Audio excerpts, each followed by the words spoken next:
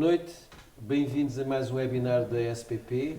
Estamos no rescaldo da Semana da Vacinação e com o apoio da Sanofi. Passo tarde, temos todo o gosto em fazer um webinar da maior atualidade. Da maior atualidade porque é nos dias de hoje que se prepara o futuro. E vamos falar de um tema que é essencial para a preparação, eventualmente para uma segunda onda, mas certamente para uma atividade gripal que poderá ocorrer com maior ou menor dimensão, certamente no inverno. E, portanto, este webinar é sobre gripe e Covid, adultos e crianças, e como estamos atrasados e para não perder mais tempo, tenho o prazer de apresentar os participantes, os palestrantes deste webinar, começando pela minha direita pela doutora Maria João Brito, assistente graduada de Pediatria e coordenadora da Unidade de Infecciologia Pediátrica do Hospital Dona Estefânia, Centro Hospitalar Lisboa Central. Boa noite. Doutor Diniz, António Diniz, ilustre pneumologista, assistente graduado de Pneumologia, coordenador da Unidade de Imunodeficiência do Hospital Polivalente Centro Hospitalar Lisboa Norte e está aqui também como representante do Gabinete de Crise da Ordem dos Médicos. E em Zoom, em casa, o Dr. Rui Nogueira, digníssimo e excelentíssimo, grande amigo, colega de Medicina Geral e Familiar e presidente da Associação Portuguesa da PNGF, da Medicina Geral e Familiar. Eu vou fazer uma pequena comunicação sobre o momento atual que se vive da gripe e do Covid, para precisamente depois, se puderem pôr o primeiro slide, darmos início às intervenções dos nossos palestrantes. E, portanto, se puderem pôr o primeiro slide, era só para referir a importância do ponto da situação epidemiológica. Nós estamos a uma semana, já temos aqui os slides, estamos a uma semana da reabertura progressiva e faseada do nosso país e, com as devidas precauções, acho que é necessário todos nós percebermos o que é que fundamenta esta decisão e o que, subjacente a esta decisão, significa que todos nós temos que manter uma estreita vigilância e uma adesão às medidas básicas de contenção e controle de infecção. Nós estamos esta é a quinta pandemia desde 1918, mas é a primeira pandemia a coronavírus. Todas as anteriores, e fazendo aqui um paralelismo com o vírus influenza, foram pandemias a gripe. 18, 19, 57, 58, 68, 69, 2009, 2010. E, como sabem, esta é a sétima estirpe de um coronavírus e, portanto, é caso para dizer a sétima foi de vez e tivemos a primeira pandemia de coronavírus na história da humanidade, pelo menos conhecida. No próximo slide nós temos a comparação entre esta pandemia, a coronavírus, e as restantes pandemias. E esta comparação faz-se, muitas vezes, de uma forma muito simples, comparando a taxa de letalidade e a disseminação do vírus. Neste slide podem ver, ou pelo menos tentar ver, que apesar de estarmos 100 anos de avanço em relação à pandemia da gripe espanhola 18-19, esta pandemia tem maior capacidade de disseminação e maior letalidade. E 100 anos, no tempo presente, significa organização hospitalar, significa antimicrobianos, significa unidades de cuidados intensivos. Neste próximo slide tem o Boletim Epidemiológico Português, à data de hoje.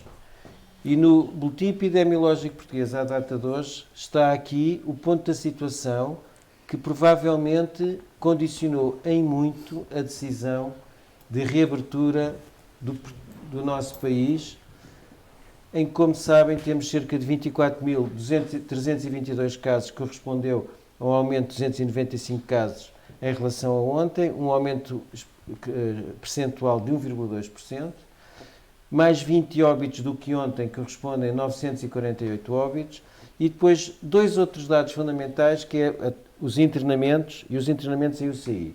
E como podem ver, temos 936 internamentos, menos 59, e tem 172 internamentos em cuidados intensivos, menos 4.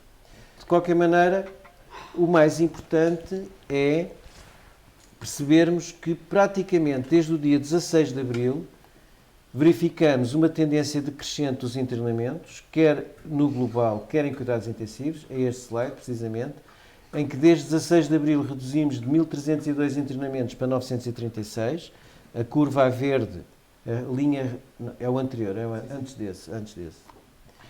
E em cuidados intensivos passámos de 229 para 172. Do que é que os gajos estão a passar. Em Portugal é fundamental percebermos quantos indivíduos infectam, com quantos indivíduos em média um indivíduo infectado infecta outros. É o chamado R0. E o R0 à data de hoje foi calculado pela Direção-Geral de Saúde entre 0,94 e 1,09, com variações regionais. Neste momento, na região de Lisboa, o valor de R0 é superior à região do Norte.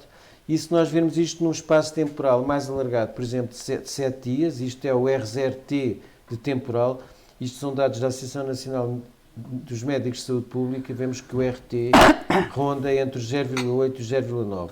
Idealmente, inferior a 1 significa que a infecção tenderá a extinguir-se, porque o número de infectados é inferior ao número de pessoas que irão ser infectadas. No próximo slide, e para entrar no que é importante em relação aos fatores de risco, vemos que quer a gripe, quer o Covid partilham no seu essencial os principais fatores de risco. Ao contrário da gripe, em que as crianças também têm uma importância significativa em termos de impacto de doença e também vetor de transmissão, aqui no Covid nós vemos que é sobretudo a idade depois dos 65 anos o principal fator de evolução para formas graves de doença, assim como as doenças crónicas cardiovasculares, as doenças respiratórias e a diabetes. Portanto, como o Dr. Diniz certamente irá apresentar, há uma grande sobreposição de fatores de risco. E para terminar, e o próximo slide, para terminar, poderemos então dizer que na época de 2019-2020 verificou-se uma coincidência extremamente oportuna, porque foi a primeira vez que em Portugal as taxas de cobertura vacinal contra a gripe atingiram o alvo na população de mais de 75 anos, a taxa de cobertura superior a 75%, para um valor que tinha sido determinado pela União Europeia em 2014-2015. Parecendo que não, embora a vacina da gripe não dê qualquer proteção contra a infecção pelo SARS-CoV-2, o quadro clínico é muito semelhante e é mais um fator que pode facilitar o diagnóstico diferencial e contribuir para que as populações-alvo de uma doença, pelo menos, estejam protegidas com a vacina da gripe.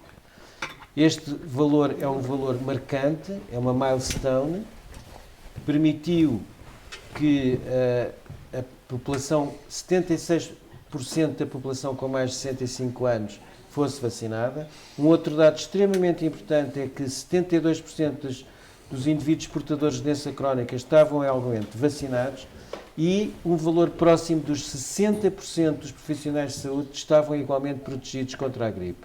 Tudo dados extremamente importantes. Isto também significa que estes dados só foram possíveis de atingir porque houve a capacidade de adquirir para Portugal o número de vacinas que fundamentou esta taxa de cobertura vacinal. E estamos a referir a que o ano passado tivemos disponíveis, quer no Serviço Nacional de Saúde, quer no mercado da comunidade, um pouco mais de 2 milhões de vacinas, cerca de 2 milhões e 53 mil vacinas, cerca de mais 100 mil vacinas que na época anterior. E, portanto, é fundamental para nos prepararmos para a próxima época gripal que haja vacinas disponíveis e que se mantenham estes elevados valores de taxa de cobertura vacinal, e também temos de ter a noção que, havendo sobreposição entre as populações de risco, o facto das pessoas estarem vacinadas também é um fator decisivo para ajudar no diagnóstico diferencial e diminuir, provavelmente, a carga de doença em grupos populacionais que podem ser afetados por 2 micro-organismos virais. Para terminar, só uma reflexão sobre a importância de vacinas no nosso mundo atual. Muitas vezes põe-se em causa a vacinação, ou seja, põe-se em causa a medida mais importante na prevenção. E o que nós estamos a viver hoje, nesta pandemia à Covid-19, é a amostra de um mundo sem uma vacina. A pergunta que fica para todos nós é: imaginem o nosso mundo sem as outras todas vacinas. Se nós já estamos neste pandemónio sem uma vacina, como seria sem as outras vacinas? E penso que o meu colega Dr. António Diniz estará pronto para dar continuidade à comunicação sobre gripe e Covid-19 semelhanças e diferenças. António, the floor is yours. Muito obrigado, Filipe. Antes de mais, boa noite a todos aqueles que nos estão a seguir por qualquer uma das plataformas. Muito obrigado pelo convite que me foi dirigido e aquilo que me solicitaram foi que, num breve resumo, apontasse quais é que são as diferenças e quais são as semelhanças entre a gripe e agora a Covid-19. Algumas das coisas já foram apontadas pelo Filipe, de forma que eu começaria por mostrar estas duas fotografias. Começaria e tenciono começar.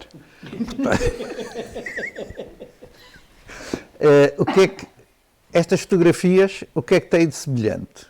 O que têm de semelhante é, reportam-se a 2 pavilhões, reportam-se ao internamento que ultrapassou a capacidade normalmente existente de absorção por parte dos sistemas de saúde nessas situações. O que é que as distingue? Distinguem-nos 100 anos. Distinguem 102 anos, mais propriamente, e distinguem o facto de uma se reportar, como alguns identificarão, porque cada vez mais a imagem da esquerda é uma imagem que começa a circular entre nós, refere-se à gripe impropriamente chamada a gripe espanhola, e a outra refere-se, essa sim, ao primeiro hospital de campanha que foi estabelecido em Espanha durante agora a pandemia de Covid-19. Começam aqui as semelhanças e começam aqui também as diferenças. Se eu acertar, acertei. O que é que temos aqui? Aqui temos as principais diferenças do ponto de vista clínico entre a gripe, a verde. Eu não digo se é do lado esquerdo ou do lado direito, porque receio que vocês estejam a ver as imagens exatamente ao contrário daquilo que eu estou. Portanto, a verde tem a gripe, a vermelho tem a Covid-19. E a primeira diferença estabelece exatamente nos grupos de risco. Enquanto que a gripe... Vamos lá ver se isto funciona. Não, espera aí. Não aponto? Não posso apontar? Está bem, pronto. Enquanto que a gripe atinge sobretudo as crianças, as grávidas, os idosos e os portadores de doenças crónicas e de imunodepressão, já, por exemplo, o Covid-19, aquilo que vai atingir são idosos e portadores de doenças crónicas ou de imunodepressão, mas poupa relativamente quer as crianças, quer as grávidas. Em relação à Covid-19, não se esqueçam que aquilo que nós temos é uma população totalmente suscetível. Ou seja, 100% da população no início da pandemia, porque o vírus não era conhecido e, portanto, o sistema imunitário humano não estava preparado para o reconhecer, aquilo que nós tínhamos era uma população totalmente suscetível, o que não é aquilo que se passa em relação à gripe sazonal. Atenção, não se esqueçam que a imagem que falei anteriormente, reportava-se à pandemia de gripe espanhola e agora estou-vos a falar genericamente daquilo que é a gripe sazonal. Por um lado, também o período de incubação da gripe é menor, 3 dias, enquanto que o período de incubação da Covid-19 se situa por entre 5 e 6 dias. Existe um menor, aquilo que os ingleses chamam o serial interval, que é quanto tempo demora a que uma pessoa leva infectada, demora a infectar uma outra pessoa. É menor no caso da gripe, é 3 dias. No caso da Covid-19 é 4 a 5 dias. No caso da gripe existem fármacos aprovados específicos para o tratamento da gripe. No caso da Covid-19 não existe nenhum fármaco atualmente aprovado para o tratamento específico, embora existam vários fármacos que estão a ser avaliados em ensaios clínicos randomizados por todo o mundo, e eu citaria apenas um que é patrocinado pela OMS e outro que é um estudo europeu. O da OMS se chama Solidarity, o patrocinado pela Europa, que tem como base a França, Lancerme, tem como nome Discovery. Também não existem vacinas disponíveis em relação à Covid-19, enquanto que até como já se viu pela intervenção anterior, existem vacinas disponíveis e utilizadas em relação à gripe. Estas são... Isto tem um aspecto curioso, porque isto é o elevador do hospital onde eu trabalho, portanto no Hospital Polivalente, que conservou o placar na porta do elevador da gripe A e que basicamente se aplica depois em relação mesmo à gripe sazonal e que refere aquelas que são as duas principais medidas de prevenção que se utilizam em relação à gripe, seja ela sazonal ou pandémica. Vejam ali uma senhora animadamente a tossir ou a espirrar para a prega do cotovelo e a outra é a lavagem de mãos. O que é que a Covid-19 veio acrescentar com medidas de prevenção absolutamente cruciais? Primeiro, na página de baixo, uma das imagens mais bonitas deste estranho 25 de Abril, que é o isolamento, que traduz um pouco o isolamento e a distância. Há quem diga que não se deva dizer social, deve-se dizer física, mas eu continuo a achar que pode ser social. Todos percebemos o que é que quer dizer. O distanciamento social daquele senhor que enverga a bandeira nacional em pleno 25 de Abril, descendo a Avenida da Liberdade em Lisboa. E a outra é uma figura que nos vai passar a ser relativamente comum e familiar, que são as pessoas, portanto, portadoras de máscara, a dirigirem-se a um centro comercial onde irão fazer as suas compras. Estas são duas novidades que a Covid-19 também nos trouxe e com as quais nós nos vamos provavelmente ter que passar a familiarizar, pelo menos durante algum tempo. E então, quais é que são as semelhanças? São ambos vírus ARN. Partilham, como vocês veem, as principais vias de transmissão são a transmissão por gotícula ou através do contacto com superfícies que depois, pela passagem das mãos nessas mesmas superfícies e elevada, nomeadamente ao rosto, acabam por introduzir o vírus no nosso organismo. O quadro clínico é o quadro clínico que é muito semelhante, é um quadro clínico que é relativamente uniforme. O espectro de gravidade clínica de ambas pode ir desde formas absolutamente assintomáticas até às formas mais graves e ao óbito. Ambas têm esta característica, embora, como vocês sabem, o que as distingue é que uma das coisas que as distingue também é a maior letalidade que apresenta a Covid-19 em relação à gripe. E, finalmente, a maioria das medidas de prevenção também são elas próprias semelhantes, embora com aquelas duas que eu apresentei anteriormente, que a Covid-19 veio acrescentar. Isto é para vos mostrar, está um pouco na moda, embora nem sempre pelos bons motivos, nós falarmos dos Estados Unidos. E nos Estados Unidos, por exemplo, na última época sazonal, aquilo que se verificou foi 23 mil óbitos atribuídos à gripe, estimada que se atribuía à gripe, portanto, uma mortalidade de 23 mil. Só este ano, até ao dia 26/4, em função da Covid-19, já nos Estados Unidos tinham morrido mais de 54 mil pessoas. Teria sido provavelmente sensato ter-se procedido a outra abordagem nos Estados Unidos em relação a esta situação. E, finalmente,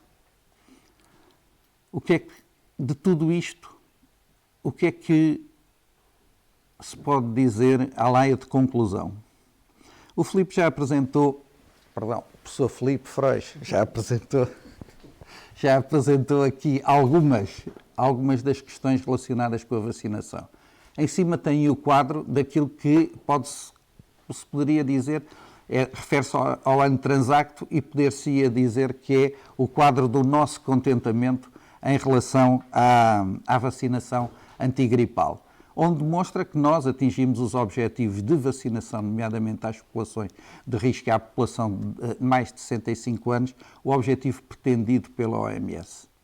E, portanto, por tudo aquilo que eu vos disse e por todas as razões já conhecidas, torna-se particularmente importante que nós, durante esta época sazonal, promovamos a vacinação em relação à gripe.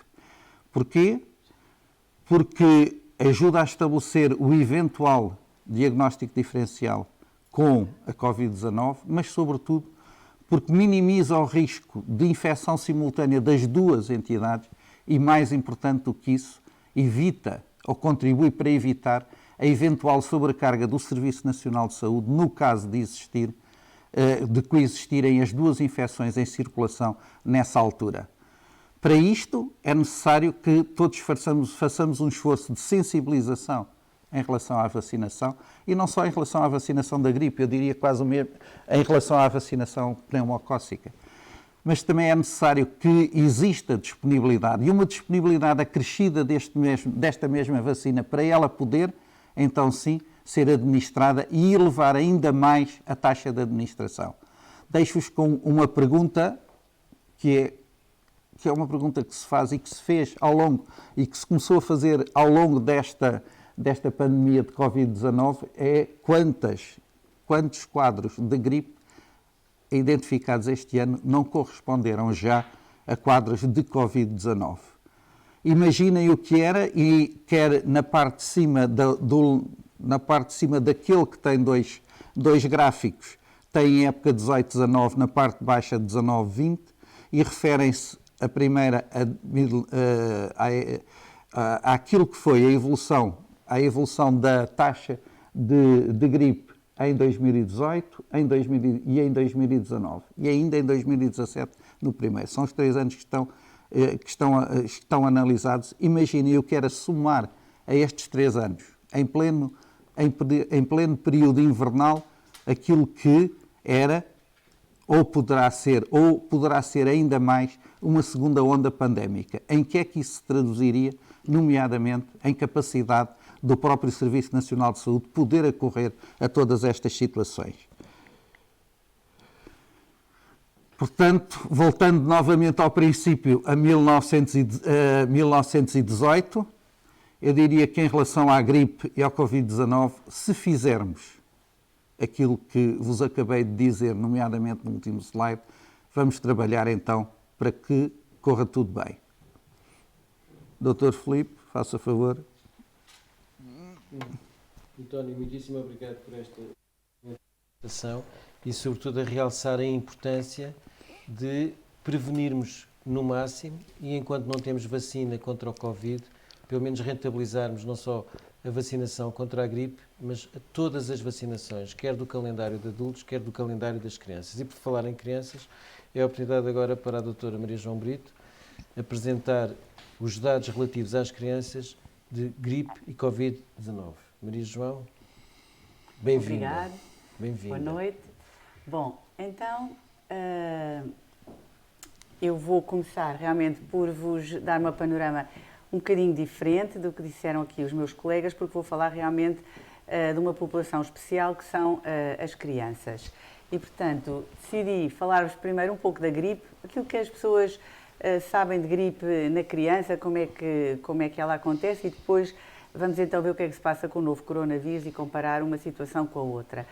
Portanto, a gripe realmente pode aparecer todos os anos e, como diz o Dr. Filipe Freud, as crianças são o grande reservatório da doença. A maior parte das crianças infecta-se, tem uma doença leve e depois, passado mais ou menos uma semana, infecta os pais ou os avós, que podem realmente vir a ter uma doença mais grave.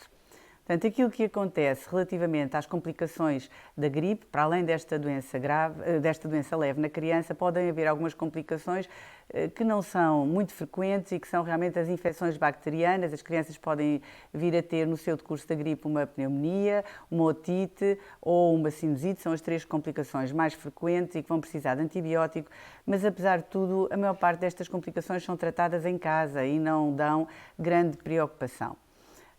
Vocês veem, aqui é um mapa sobre o número de vacinas, de consultas que costuma habitualmente acontecer durante uma época gripal e também nas crianças, como nos adultos, aumenta o número de consultas, quer pela doença em si, quer pelas complicações. Então, como é que é a gripe em pediatria quando temos uma doença grave, que é realmente o pequeno número de casos que podemos ter? Aquilo que vocês veem aqui neste gráfico, e eu também não consigo apontar, é que a idade média das crianças que são internadas por gripe, isto são dados da Unidade de Infecciologia do Hospital Dona Estefânia, são sempre crianças, uma idade média à volta dos 2 anos. Portanto, a gripe dá habitualmente um quadro de um grande número de casos por volta dos 5, 8, 10 anos, mas realmente são os mais pequenos habitualmente que vêm ter complicações e que é preciso internar. Depois, como é que são os sintomas de uma gripe? São habitualmente aquilo que as pessoas sabem como sendo um síndrome gripal. Tem dores de garganta, tem dores no corpo, dores de garganta, dores na cabeça, febre, tosse, sintomas muito gerais. Portanto, eu pus ali só uma pequeno reparo, é que na criança às vezes não tem febre ou a febre pode alternar com temperaturas mais baixas, que nós chamamos de hipotermia, e existe ali também sublinhado uma diferença relativamente aos adultos, que são os sintomas gastrointestinais. Portanto, a gripe na criança já cursa habitualmente com diarreia. Depois, estas são as complicações que podem motivar o internamento de uma criança com gripe e realmente as crianças, quando são internadas, têm complicações à volta dos 80%. Mas volto a dizer que isto é a exceção. O internamento de uma criança com gripe não é muito frequente. Estes são dados que eu vos trouxe sobre as complicações que acontecem relativamente às crianças que são internadas, que são ao longo dos anos, e vocês veem que são sempre um número de complicações importante, e depois à direita vem quanto custa ao Sistema Nacional de Saúde uma criança internada com gripe, e ao longo dos anos vocês veem que também custa muito dinheiro. Portanto, se temos complicações nas crianças que são internadas e se temos custos elevados, realmente qual é o papel que a vacina da gripe pode ter? Portanto, habitualmente a vacina da gripe para a pediatria está indicada apenas para os grupos de risco e este é uma chamada de atenção que nós realmente ainda não conseguimos vacinar todas as crianças de risco. Ao contrário do que disse o Dr. Filipe, a taxa de vacinação nos adultos parece que este ano foi bastante boa e satisfatória. Em pediatria, os grupos de risco ainda ficam por internar numa percentagem significativa dos casos. E aqui estão realmente as complicações e a taxa de vacinação que é insuficiente nos grupos de risco ao longo dos anos. É preciso melhorar neste aspecto. Mas vou deixar aqui uma provocação, que é vacinarmos crianças que não são de grupos de risco. E aquilo que vocês veem é que das crianças internadas e que têm complicações, há uma percentagem muito significativa de crianças saudáveis que não tinham nenhum fator de risco e que, portanto, não teriam indicação para serem vacinadas e que foram internadas. Relativamente, então, à nova doença, que toda a gente quer ouvir falar, esta já não aparece como anteriormente como a gripe, não é? É uma pandemia e vocês veem que aqui, muito diferente da gripe, em vez de termos uma percentagem muito grande de crianças infectadas, a percentagem de crianças que se infecta é muito, muito menor do que acontece na gripe. Como é que é a doença? A doença dá habitualmente uma doença leve. Vocês veem que só 25% é que tem uma doença moderada, mas que 9% das crianças são assintomáticas. Portanto, a percentagem de crianças que é internada com doença grave é cerca de 1%. Portanto, ela é muito baixa. E isto faz com que realmente aumentem o número de consultas e que já aumentaram no nosso hospital, por exemplo, para observarmos crianças com Covid-19. Isto porque a maior parte das crianças estão em casa e não necessitam de ser internadas e vem um número muito grande de consultas só durante este mês. E depois, como é que é a doença grave, e volto a referir, que é a ponta do iceberg, portanto a doença já é rara na criança e a quantidade de crianças que se internam por doença grave é ainda mais pequena. E, portanto, nós tivemos até ao dia de ontem 74 casos de infecção por Covid no Hospital Dona Estefânia e vocês veem que apenas internámos por motivos de gravidade 28 crianças, portanto, cerca de quase um terço. E o que é que a gente vê? Que enquanto na gripe a idade média das crianças que eram internadas eram à volta de 2 anos, aqui a idade média é mais alta, é à volta dos 9 anos. Tal e qual como na gripe, em que nós podemos ter recém-nascidos internados, também aqui podemos ter crianças muito pequeninas. A criança mais pequenina que internámos tinha 13 dias de vida. E depois um dado interessante é que, enquanto na gripe são as crianças que infectam os adultos, aqui parece precisamente ocorrer o contrário. Portanto, existe habitualmente um adulto em casa, o pai, a mãe ou algum familiar próximo, e é ele que infecta habitualmente a criança. Na Estefânia, aquilo que encontramos não é bem aquilo que está na literatura, portanto, havia uma percentagem, realmente mais de 50% que havia um familiar próximo que estava infectado, mas também havia uma percentagem significativa em que a criança foi a primeiro membro da família que nos fez levantar realmente o diagnóstico. Depois, o que é que vimos em relação aos sintomas? São muito semelhantes àquilo que acontece na gripe. A diarreia está lá, tal e qual como na gripe. Existem aqui alguns sintomas ou sinais que podem chamar a atenção e que não acontecem tanto na criança com gripe, como a dor torácica, a criança queixa-se que lhe dói o peito, a falta do cheiro, que é muito citada na Covid dos adultos, é rara na criança, mas atenção que nós nas crianças muito pequeninas não podemos saber se elas têm cheiro ou não, porque elas não sabem falar e dar-nos este aspecto, e também as lesões cutâneas que têm vindo a ser descritas nesta doença do Covid-19 e que não são frequentes na gripe.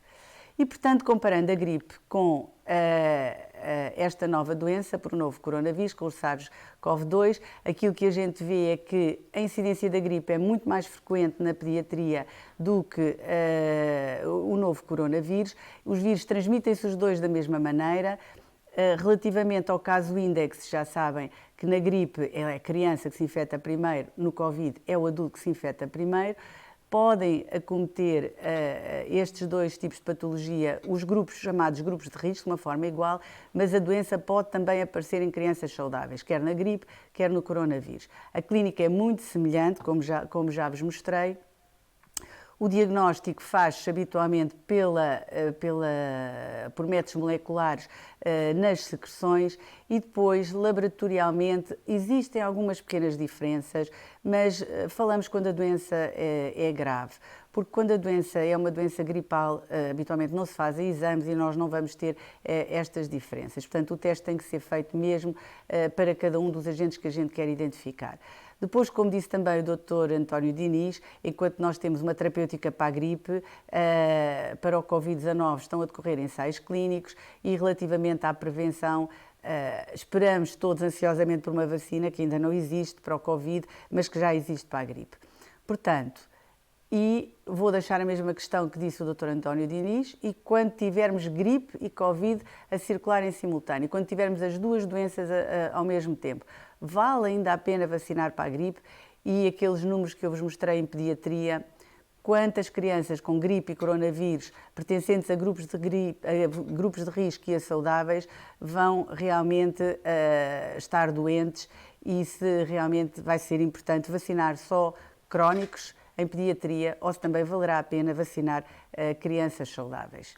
E estes são os números que nós vamos ter, estas são as minhas provocações para vocês e espero que tenha esclarecido alguns aspectos em relação à pediatria. Obrigada. E deixamos para a parte final das questões para todos e um bocadinho. Certamente que vai ser muito animado, mas falta agora ouvir o Dr. Rui Nogueira, que é o Presidente da Associação Nacional de Medicina, Associação Portuguesa de Medicina Geral e Familiar e que se encontra em Coimbra, confinada em casa, a cumprir as regras que nós todos devemos ter cumprido e que o Dr. Rui Nogueira as cumpriu na íntegra, para falar sobre gripe e Covid na perspectiva dos cuidados primários de saúde. Rui, bem-vindo, obrigado.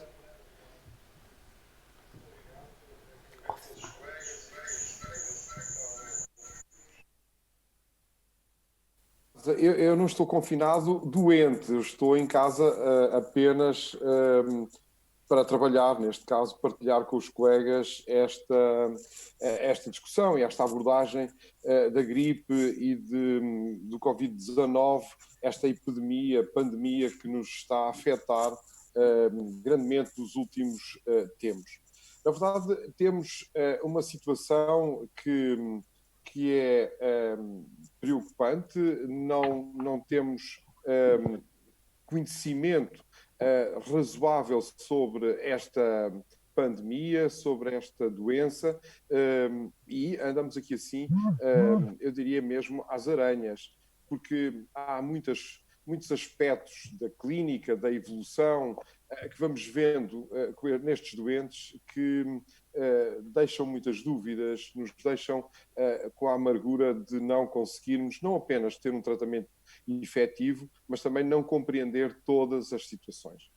Nem parte delas há muitas incógnitas que nós vemos nos nossos doentes. Os nossos doentes no centro de saúde, os doentes que estão na comunidade, são doentes simples e, felizmente, a maior parte deles são mesmo doentes simples, enfim, com uma evolução muito favorável da clínica, às vezes com clínica muito fruste e que até, enfim, passa em poucos dias. Depois temos uma outra dificuldade, que é a realização de testes e a negativação dos testes, porque a dada altura temos este outro problema, temos os testes positivos e não temos doente, que é uma outra realidade.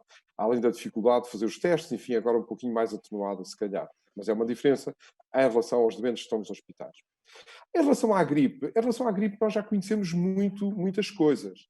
Não quer dizer que conheçamos tudo, mas, enfim, conhecemos razoavelmente a evolução desta epidemia.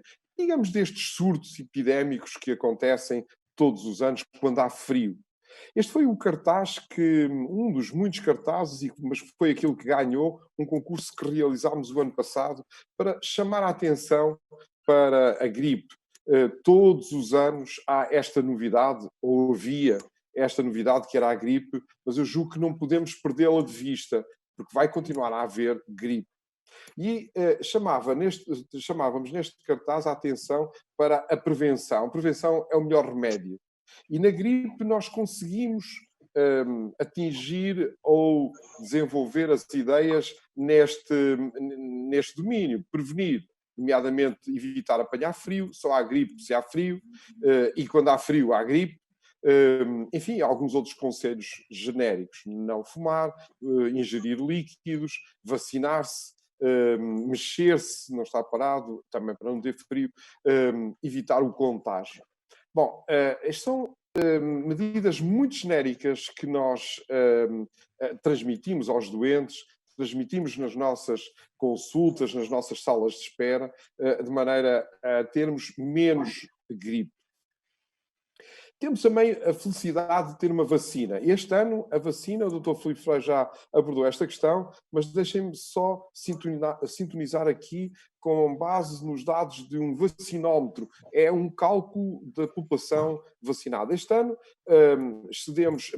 ultrapassámos pela primeira vez os 2 milhões de vacinados. Vacinámos 2 milhões e 100 mil portugueses, pessoas em Portugal. E nesta campanha deste ano, 76% dos indivíduos com mais de 65 anos, ou com 65 ou mais anos.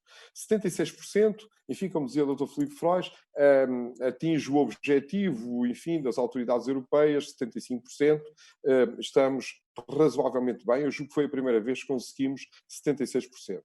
Por outro lado, 72% nos portadores de doença crónica, um dos outros grupos-alvo, e 59% dos profissionais de saúde. Enfim, este é um dado que, porventura, será possível ainda melhorar se formos mais incisivos. E fomos mais longe também ainda na população de 60 a 64 anos, ao vacinar 43% desta população. Uma população, enfim, não sendo o alvo nos centros de saúde com a vacina gratuita, é uma população importante para vacinar. Agora, repare-se bem o que temos em vários aspectos assimétricos da Covid. A Covid aqui, representando municípios, os principais municípios são os municípios onde há maior incidência. Estes são os municípios do Norte, em 7 de Abril, depois os municípios do Centro e os municípios do Sul. E aqui, em 14 de abril, a evolução é muito grande. Este aqui é Ovar, é uma situação especial, como sabem. Do dia 7 de abril para o dia 14 de abril, duplicou a taxa por 100 mil habitantes. Estamos aqui a comparar taxas por 100 mil habitantes. E todos estes municípios do norte, ou à volta do Porto, do Grande Porto, têm cerca de 400 a 500 doentes com Covid por 100 mil habitantes. 400 a 500 é o dobro dos 200 da região centro, aqui está Coimbra, e é o quádruplo, 200 a 100 aqui na região de Lisboa, Lisboa e Val do Tejo. Na Grande Lisboa, enfim, Lisboa que está aqui um pouquinho mais representada, quase com 300, quase com 200 doentes por 100 mil habitantes. Ou seja, há aqui uma assimetria incrível. Mas note-se que depois a assimetria é também em relação aos países. A Espanha aqui, com quase 400, julgo que agora já atingiu os 400 por 100 mil, e nós com metade da incidência em Espanha. A França, a Holanda, mais do que nós, a Suécia, um pouco menos do que nós. Enfim, só para ver 4 outros países europeus. Agora, vejamos esta outra assimetria. A vermelho estão os doentes, casos positivos seguidos nos centros de saúde pelos médicos de família. A amarelo estão os casos que aguardam resultado. Sucessivamente, ao longo das 6 semanas aqui representadas, sucessivamente têm vindo a diminuir os casos que aguardam resultado e a aumentar os casos positivos seguidos no centro de saúde. E repare-se que aqui, neste amarelo mais escuro, estão os casos internados em UCIs, a unidade de cuidados intensivos, e os, internados nos hospitais, e a azul os casos internados nos cuidados intensivos. Aqui a legenda está mal, a linha azul é dos cuidados intensivos. Ou seja, já muito pouquinho, quase inexpressivo agora. Tem a ver com esta outra curva. Aqui estão os casos ativos, enfim, que seguimos no centro de saúde. As vigilâncias têm a ver com todos os outros que estão à espera de resultados, de realização de testes, enfim, que tem sido um número constante, com tendência a diminuir ultimamente. Mas os casos internados estão a diminuir desde há 2 semanas, quer internados no hospital, quer internados em unidades de cuidados intensivos hospitalares. Ou seja, nós temos uma assimetria incrível e temos muito que aprender em relação a esta doença. Temos que sintonizar melhor e, com certeza, ver, não estão aqui outras assimetrias, nomeadamente das idades e consequentemente, também dos óbitos, que é uma outra assimetria que é notória, principalmente nos adultos, não estou aqui a falar das crianças, mas que é notória. Nós temos muito mais casos graves na população mais idosa, é certo que também com multimorbilidade, também com polimedicação, enfim, é uma situação específica, e especialmente a população que reside em lares. Nós temos que, porventura, estudar melhor esta realidade. Repare-se que o que nós conseguimos fazer, enfim, em 6 semanas, foi confinar as pessoas, pôr as pessoas em casa e assim evitar os contágios. Vamos ver como é que agora correm as coisas quando abrirmos as portas de casa e as pessoas conseguirem fazer mais algumas atividades fora de casa, enfim, quando deixar de haver este confinamento, quando houver de novo algum contacto social, que se deve evitar ainda, bem entendido, mas quando houver esta abertura, o que é que vai acontecer? É uma dúvida. Mas repare-se que nos lares aconteceu ao contrário. Nos lares, as pessoas idosas estão no lar, residem no lar, não saem do lar. O problema não foi confiná-los ao lar, o problema foi a rua ir ao lar. E nós temos que pensar isto no futuro. Temos que pensar como atuar, quais são as medidas razoáveis de prevenção nas pessoas que vivem em lares de idosos. Enfim, temos assimetrias regionais, temos assimetrias de idades, temos assimetrias também na residência e na forma de residência das pessoas. Temos que investigar se as pessoas são contagiadas na comunidade ou são contagiadas em casa por outros familiares. Onde é que houve mais contágio? São aspectos a investigar. Temos muito que aprender com a Covid. Tomara que haja uma vacina. Porventura só vamos ficar satisfeitos e tranquilos quando houver uma vacina. Vamos ver se os investigadores conseguem fazer uma vacina. Vamos ver se não há muitos vírus e se não há muitas mutações deste vírus, de modo a não trocar as voltas à vacina. Vamos ver como é que conseguimos evoluir, mas confesso, tenho muitas dúvidas ainda. Muito obrigado.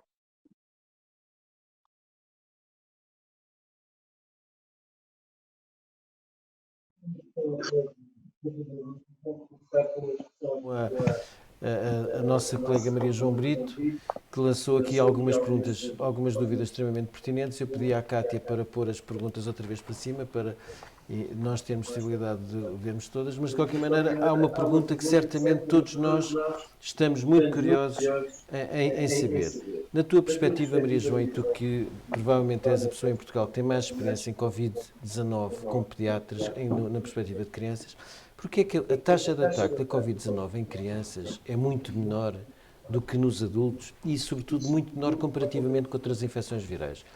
O que é que achas que isto pode resultar? Uma boa pergunta. Bom, é uma boa pergunta, A Filipe. resposta é que é difícil. Pronto, eu já disse isto diversas vezes.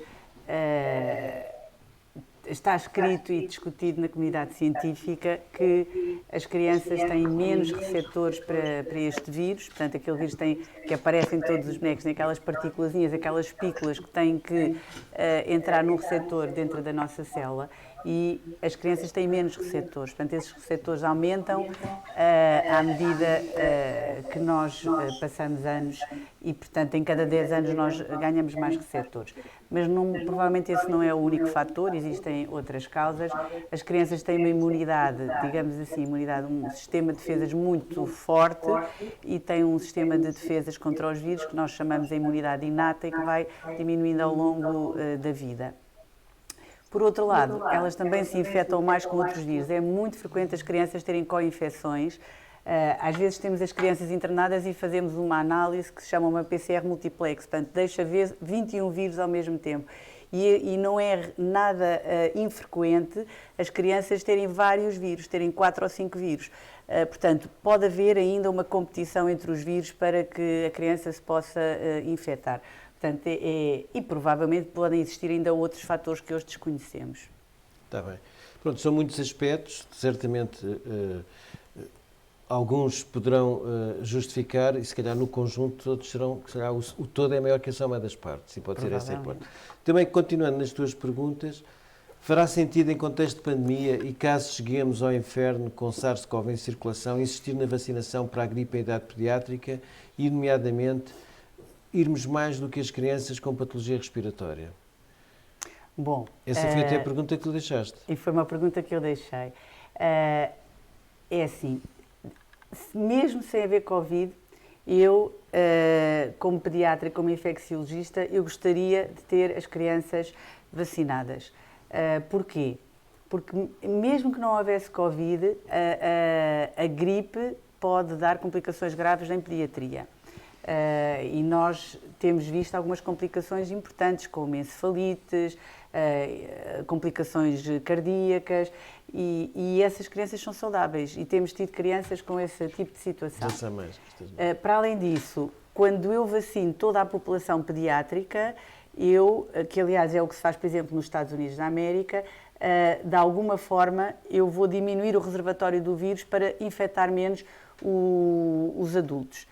E, portanto, vacinar a criança pode ter alguns benefícios para a própria criança, diminuir a infecção grave, mas tem seguramente também benefícios para o adulto, porque se a criança estiver menos infectada, provoca menos doença nos pais e na comunidade em geral. Tá bem. Maria João, já vou botar... Só a terminar e que não acabei, é que se nós tivermos Covid a circular com a gripe, então essa indicação será muito mais pertinente. Quer dizer, eu quero ter menos gripe e quero ter menos doença. Sim, sim. Eu penso que isso também é um problema comum e transversal aos adultos, e aproveito uma pergunta que está aqui para introduzir esse tema com o António Diniz, que é: a vacina da gripe oferece alguma proteção contra a Covid-19? E, na eventualidade de não oferecer, se pudéssemos reforçar a importância da vacina da gripe nesta população de adultos? Ok. É uma pergunta, eu acho que muitas pessoas fazem essa pergunta porque há muito pouca coisa para nos protegermos, sobretudo em relação à Covid-19. E, portanto, dava jeito que a vacina da gripe, de alguma forma, tivesse alguma ação sobre o vírus influenza. Mas não está nada provado em relação a isso e não é nada natural que, sendo vírus diferentes, embora sejam vírus ARN ambos, mas são vírus estruturalmente diferentes, que a vacina da gripe possa assegurar alguma proteção em relação à Covid-19. Em relação à importância da vacina da gripe, há bocado tentei já avançar alguma coisa, mas nós imaginarmos um período, na verdade, nós imaginarmos um período sazonal em que, portanto, possam ocorrer as duas infecções em simultâneo e vermos o impacto que isso terá, primeiro no Serviço Nacional de Saúde, depois, ou se continuarmos a descer, sobre as próprias pessoas. Temos pessoas que pertencem simultaneamente a grupos mais suscetíveis para adquirir a infecção gripal e a infecção por SARS-CoV-2. Portanto, essas pessoas estão duplamente em risco. E, portanto, não só em risco de a doença ter uma evolução mais negativa, como, inclusive, o risco de uma maior letalidade. Portanto, o benefício que essas pessoas podem tirar da proteção em relação a uma dessas infecções será sempre de considerar e deve ser realçado. Por outro lado, ainda se juntará um benefício que é lateral, que é, numa situação destas, o diagnóstico diferencial entre as duas situações. Se uma pessoa estiver vacinada contra a gripe e se soubermos que existe nomeadamente uma boa concordância antigénica com as estirpes que estavam a circular nessa altura, portanto, permitirá que uma pessoa possa equacionar em primeiro lugar, por exemplo, a infecção por Covid-19, que é, simultaneamente, aquela que nesta altura apresenta maior risco, quer de morbilidade, quer de mortalidade. Muito obrigado, António. Vou fazer uma pergunta ao Rui. Rui, estás-me a ouvir bem? Rui, eu primeiro queria também pedir desculpa por alguma desincronia que possa ter havido entre os slides de algumas apresentações e o discurso oral. Estamos aqui com um pequeno problema técnico, mas penso que no global a mensagem tem sido bem transmitida e todos nós temos tido capacidade para acompanhar, pelo menos, o conteúdo das mensagens. O Rui, por acaso, como representante da Medicina Geral e Familiar, queria primeiro salientar um aspecto essencial. Questiona-se muito a diferença entre a resposta portuguesa e a resposta italiana e a resposta espanhola. Não temos nenhum de nós a menor dúvida da importância da medicina geral familiar nesta diferença de resposta e pedia-te para abordares um bocadinho essa questão. E já agora, como muitos de vocês seguem os doentes com o Trace Covid, e queria saber se têm a possibilidade de saber nos vossos doentes qual é a taxa de cobertura vacinal contra a gripe e contra outras doenças pneumocócicas e para saber se há alguma relação entre taxas de cobertura, evolução ou algum outro dado clínico que mereça e que possa estar associado com taxas de cobertura vacinal. Mas, portanto, pedia-te duas perguntas. Um comentário ao papel essencial da medicina geral e familiar no combate à pandemia. Sim, muito obrigado. E a relação com as vacinas. Bastante pertinentes. Na verdade, a primeira, o que é que aconteceu em Itália e em Espanha, comparando com aquilo que aconteceu em Portugal. A Itália, a situação é, do ponto de vista dos cuidados subprimários, é bem diferente daquilo que acontece em Espanha e em Portugal.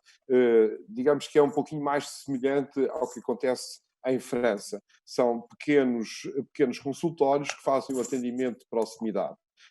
E, portanto, não há uma organização propriamente dita de cuidados subprimários. enfim, nem sequer sociedades, ou melhor, há muitas sociedades congéneres, uma vez que tentámos estabelecer contacto com uma sociedade italiana, enfim, aparecem-nos 70 ou 80 sociedades científicas, aliás, mesmo na sociedade europeia, onde nós estamos federados, tal como Espanha, não há, digamos, uma tradição italiana. Digamos que os cuidados de saúde primários em Itália têm uma organização diferente da nossa organização e da espanhola. Em Espanha o que aconteceu foi um pequeno equívoco logo de início. E isto, enfim, eu falei com o colega, o meu congénere espanhol, Dr. Salvador Tranche, falei com ele, fizemos uma conferência em Skype, em determinada altura, logo no início, e a sociedade espanhola estava muito zangada, aliás, fizeram um comunicado que ele na altura me enviou, muito zangados com aquilo que foi a orientação das autoridades espanholas. Eles centraram o combate, o apoio à epidemia no hospital. As pessoas tinham febre e tosse e iam a correr para a urgência. E aqueles que não tinham ainda Covid passaram a tê-lo pela facilidade de contágio. E, digamos que esgotaram a capacidade hospitalar em pouco tempo.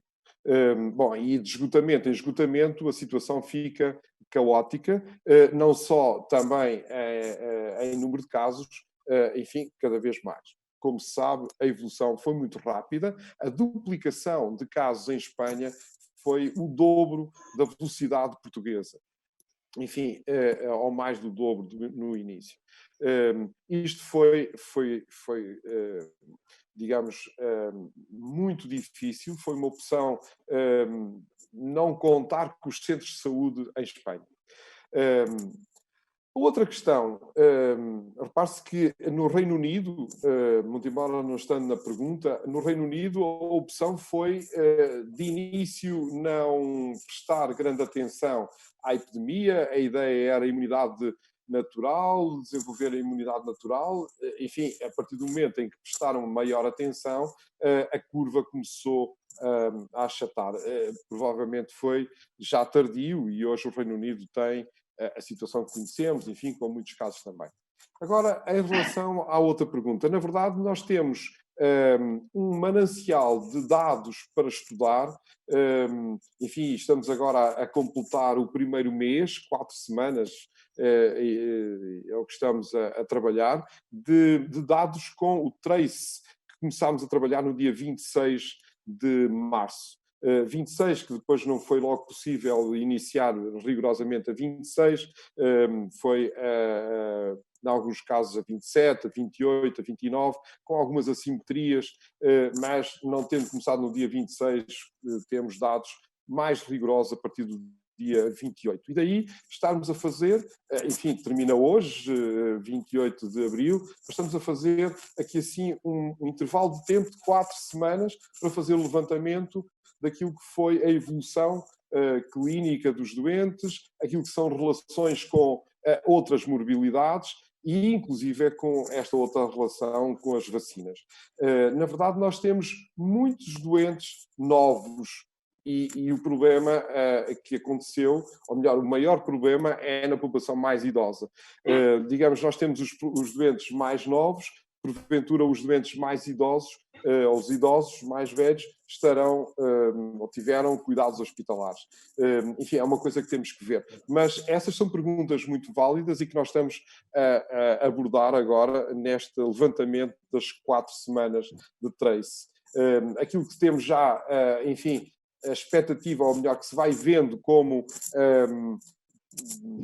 uma impressão, é que há uma dificuldade em negativar testes à medida que se é mais novo. Os mais novos têm testes positivos à segunda semana e à terceira semana, e é difícil ter testes negativos. E já não têm clínica.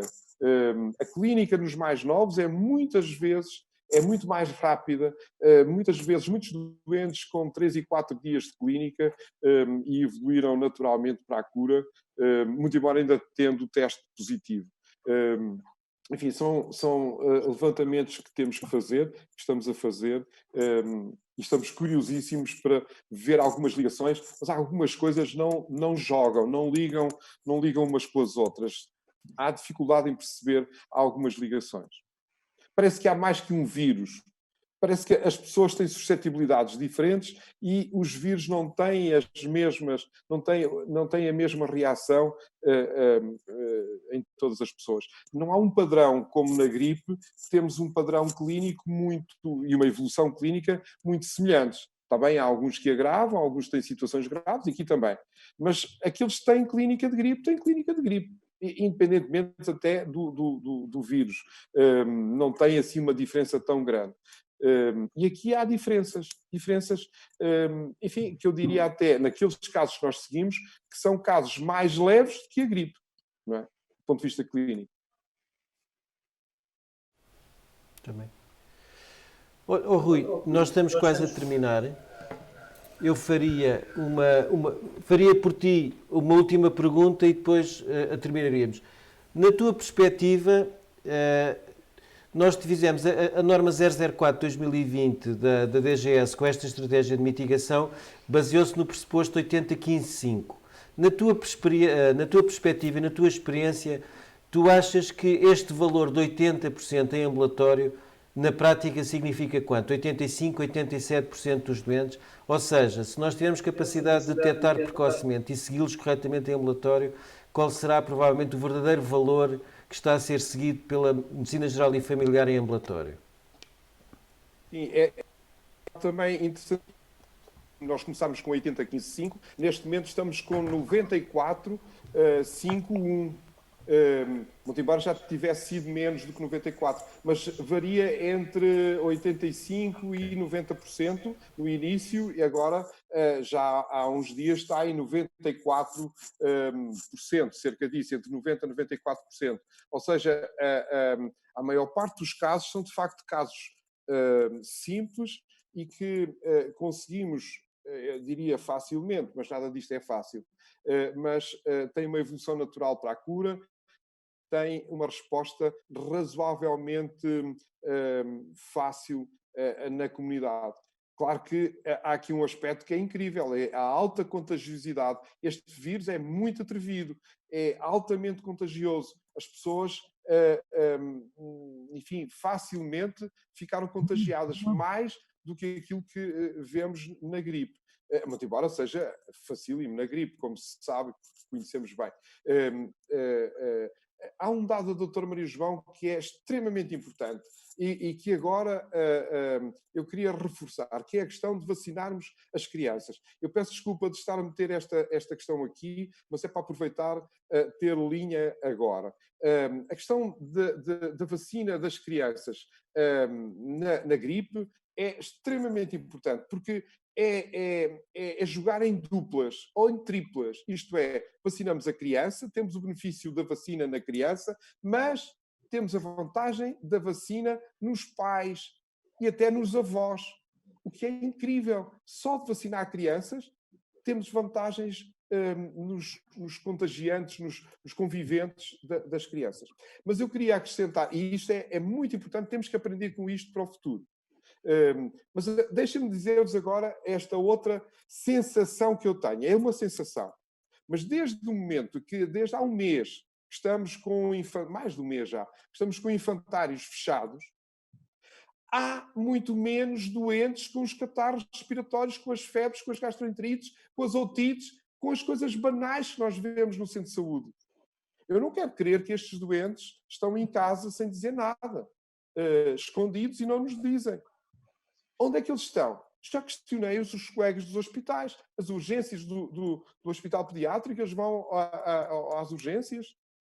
Não creio que esteja a haver um aumento das urgências com situações agudas. Com as febres, passámos o período de febres, dos catarros respiratórios, habitualmente sem problema, sem nos virem consultar. Onde estão essas crianças? Foi porque fechámos os infantários não trabalharem, fica mais saudável? É uma pergunta que nos faz pensar. onde é que andam as crianças com os catarros respiratórios superiores. Muito Estou bem. em casa. Ok. Então, olha, Rui, obrigadíssimo. Era a última pergunta para ti, já são quase 20 para as 11 e não temos jantamos. que deixar que a Maria João vá à casa jantar, porque ela ainda não jantou. E, de qualquer maneira, tu falaste num aspecto essencial que foi nos infantários, e nós temos precisamente aqui uma pergunta para o infantário que vamos dirigir já à Maria João, e que provavelmente é a última, para depois, já sabes o que é que vais jantar a seguir, Maria João? Tenho uma ideia, sim. Tenho uma ideia, ok. Então, qual é a tua opinião sobre o regresso de uma criança de 3 anos ao infantário, sendo que a alternativa é ficar em casa com os avós? Bom, ótima questão, difícil, eu gosto de questões difíceis. Eu, antes de mais nada, queria só aqui fazer um pequeno comentário ao que o Dr. Rui reportou, que é onde é que estão as crianças. Agora não vimos crianças doentes. E quero só realmente reforçar que é assim, 90% das infecções em pediatria são provocadas por vírus e, na maior parte, por vírus benignos. Portanto, são crianças que têm uma doença autolimitada, benigna e que não precisam realmente de ir ao médico.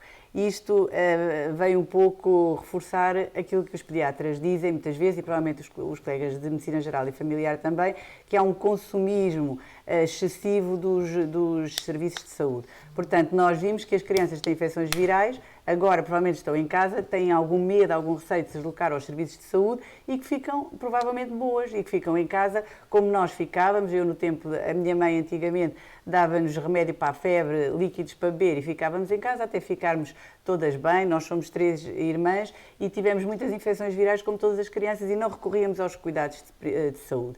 Portanto, este é um ponto extremamente interessante e que é uma lição para que as pessoas saibam, aprendam a tratar as doenças benignas na infância e que realmente não é preciso gastar e consumir serviços de saúde. Relativamente agora a esta pergunta, que é o que é que acontece se abrirmos os infantários, o que é que vai acontecer? Então, primeira coisa que eu quero lembrar e que eu referi e insisti é que, enquanto na gripe é a criança a primeira a ficar doente e é ela que então vai depois infectar todas as pessoas à sua volta, aqui é precisamente o contrário. Portanto, aqui eu tenho um adulto que fica doente e é ele que infecta a criança. Portanto, quando eu tenho um adulto doente e estamos em fase pandémica de Covid, automaticamente esse indivíduo vai ser identificado e vai ser diagnosticado e vai fazer com que o resto da família também fique. Se eu tiver uma pessoa doente em casa, a criança não vai para a escola. Portanto, esse é um primeiro ponto que é muito importante, é que eu vou ter um adulto e, portanto, em princípio, eu não vou mandar crianças doentes com Covid para o infantário.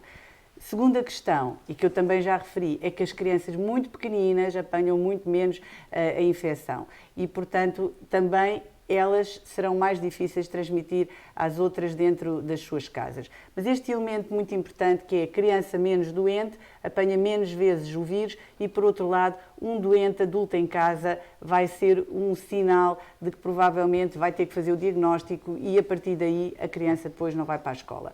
Portanto, nós não poderemos ficar para sempre confinados nas nossas casas, temos que começar realmente, de uma forma faseada, a sair e a tentar voltar à vida que está longe de ser normal, como eu já disse, mas temos que começar por algum lado e, portanto, vão-se agora abrir vai-se abrir agora o ensino secundário e o facto das crianças poderem ir para a creche não me parece mal, mais até porque estamos numa altura simpática, que é uma altura em que estamos na primavera, vamos avançar para o verão, há menos vírus respiratórios em circulação e, portanto, eu sou da opinião que é uma boa altura abrir agora e não abrir depois no inverno. Maria João, só te posso dizer muito obrigado e bons jantares. Obrigada. Temos ali 2 perguntas, eu vou responder a uma e depois vou terminar com chave de ouro com o Dr. Diniz. Uma, porque eu vejo estes doentes em cuidados intensivos e é a pergunta sobre a fisiopatologia nos casos graves é a mesma na gripe e na Covid. O que eu posso dizer é que aqui também há uma diferença grande, é que a fisiopatologia no caso da gripe já é muito mais conhecida que no caso da Covid-19.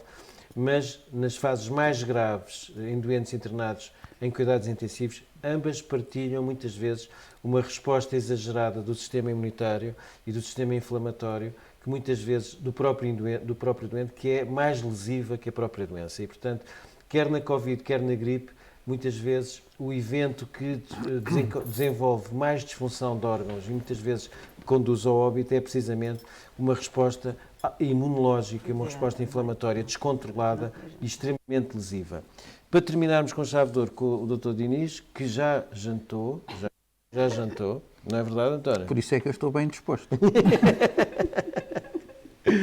Então, temos falado na importância da vacinação dos grupos de risco com a gripe e os profissionais de saúde. Haverá alguma vantagem em vacinar os profissionais de saúde com a gripe, até no âmbito de uma pandemia, de uma segunda onda pandémica Covid-19?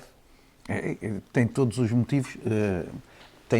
motivos para se utilizar a vacina da gripe, que são comuns à população em geral, e tem mais o fator acrescido de serem profissionais de saúde e, portanto, estarem a tratar de outras pessoas e, portanto, evitarem mais uma vez o contágio da população que eles estão a servir. Tem a vantagem também adicional de, em período de Covid, portanto, todos os recursos, sobretudo se for numa onda pandémica, todos os recursos são necessários e com isso evita-se, mais uma vez, uma eventual sobrecarga do próprio Serviço Nacional de Saúde. Estas são, parece-me, as duas principais razões. Uma para evitar a transmissão, outra para evitar a sobrecarga do Serviço Nacional de Saúde. Há depois, como é evidente, os profissionais de saúde são como todas as outras pessoas, podem estar integrados em grupos de maior risco em relação à gripe e, portanto, terão as justificações individuais para deverem ser vacinados. Este é um aspecto que é importante, até porque nos últimos anos, o último ano foi um ano particularmente feliz em termos da vacinação, inclusive nos profissionais de saúde.